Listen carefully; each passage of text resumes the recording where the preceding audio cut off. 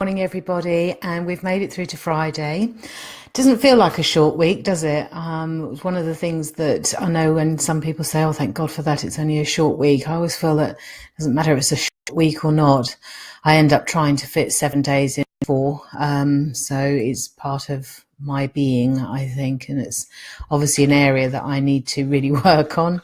Another area which I sort of started thinking about yesterday, really, and it came from connecting with one of my colleagues on the coaching sites that I'm on, and also with a couple of people that I met during the day. And I was on interview panels yesterday, so it was fascinating. So you meet lots and lots and lots of different people on there.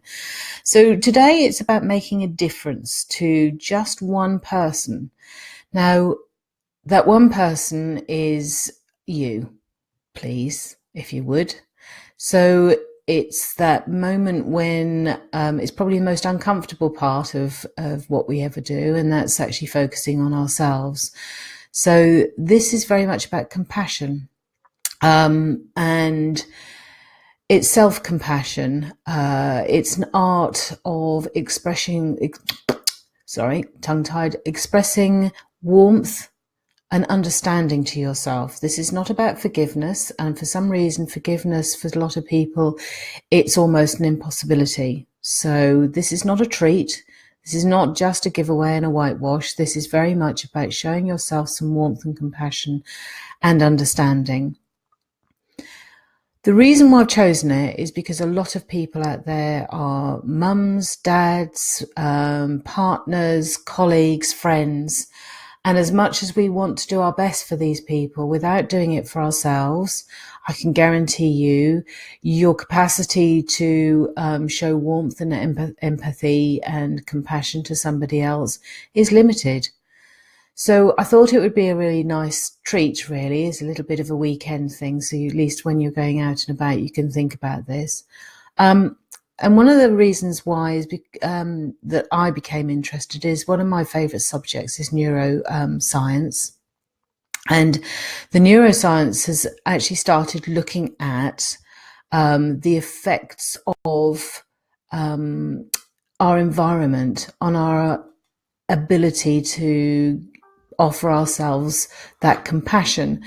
And where that comes from is it's about overstimulation. So I know we've talked about this before, about sort of IT, television going on, you have iPods, iPads, you've got your smartphones. So all the time you're contactable, you're engageable. The second you go quiet for a minute, someone's on there asking where you are. So it's go, go, go. And the doors are always open and we're absorbing the whole time. And one of the things that I teach in NLP, it's a very well-known thing, is about the fact that we filter a lot of the information coming through. Now, we do filter it. 2 million bits of information, I mean computer bits of information, are coming at you every second of the day. The filtering doesn't mean we don't see them, we don't hear them, we're still absorbing them, we're still exposed to them. It's just the filtering bit is what we pay attention to. So when you're looking at the environment and all the things that are going on, in actual fact, it's going on faster than we can actually evolve. So therefore, we're always going to be out of sync with it. So I think unless we give ourselves this little bit of space, a little bit of leeway, you could implode, really. And as far as that I'm concerned, that's where our stress comes from. It's where anxiety comes from. It's where CFS comes from, chronic fatigue syndrome. And I know that that's out there. And I've treated a number of people very successfully, and to watch them blossom and understand that it's not their fault. And that actually there is a life beyond it is incredible. You know, you watch these people just suddenly burst from what has been really locked them in for many, many years. So what I want to do is I want you to think about for today, the last time, for instance, you were successful at a job interview or a sports thing or whatever it is you've done, something where you've been really successful. And think about it. Were you perfect? Were you perfect in that interview, or did you come out of that interview thinking, should have said this, should have done that, could have said something around there? Or like my posts, I go back and I look at them and I think, I forgot that bit. I should have put that bit in. Now, the second you get that positive feedback, do you continue to berate yourself for the things that you forgot to do or you missed out? My bet, and it's a year's wages, is no, you don't. You think about it and you go, yep, well, next time I'll put it in. Now, if you hadn't got the good news, if you hadn't have achieved that, I can guarantee most of us would have gone away and beaten up ourselves forever, thinking, if I'd have said that, I might have got the job. If I'd have done this, this would have been the outcome. Would you have known that? No, you wouldn't. So what I'm asking you to do is think about compassion as a strategy.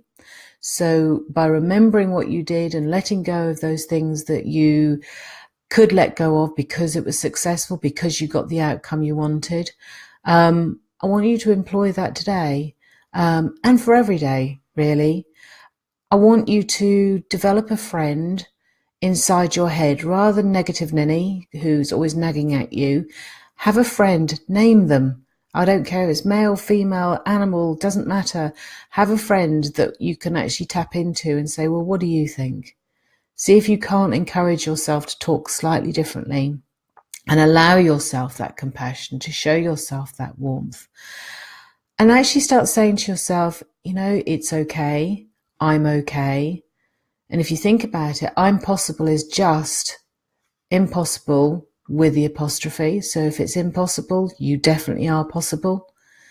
Now, these all seem a bit wishy-washy, but in actual fact, this is where we come with affirmations, and it changes your whole mindset. So think about it. Please use it. I have got a quote which I came across, which I thought was really worth it, and it's something to be said at the end of every day. So it doesn't matter whether your day, you class your day as being positive or not. Just think about this. And it comes from The Power of Now. And this came from one of my lovely friends. I haven't read the book yet, but I certainly will. So at the end of the day, at the end of today, tell yourself gently, I love you. You did the best you could. You may not have completed and accomplished everything you set out, but I love you anyway. I hope you have a wonderful weekend, a superb day. Please start talking to yourself. It doesn't matter what other people think. They can't see what you're thinking.